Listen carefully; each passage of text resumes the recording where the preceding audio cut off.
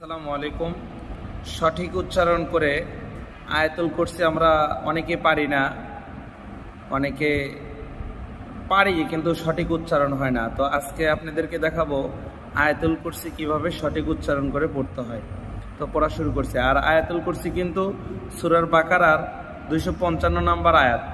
সূরা বাকারার 255 নম্বর একটি আয়াত, এটাকে বলে কি সূরা আয়াতুল কুরসি। সূরা বাকারার 55 নম্বর আয়াতকে বলে হয় আয়াতুল কুরসি। তো পড়া শুরু করছি। আউযু বিল্লাহি মিনাশ শাইতানির রাজীম। বিসমিল্লাহির রহমানির রহিম। আল্লাহু লা ইলাহা ইল্লা হু الحي القيوم لا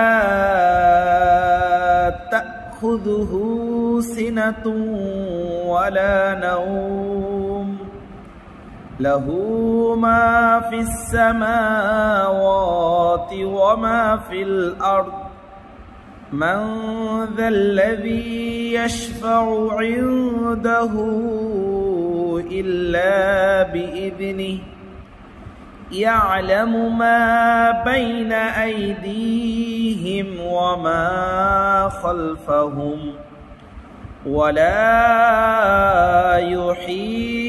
يحيطون بشيء من علمه إلا بما شاء وسع كرسيه السماوات والأرض। অনেকে এখানে ভুল করে وسع كرسيه السماوات والأرض ولا يؤوده حفظهما وهو العلي العظيم। যারা এভাবে পড়তে পারেন না, পড়া শিখতে চান, অবশ্যই আমার সাথে যোগাযোগ করবেন। ফ্রিতে কোরআন পড়া শেখানো হয়।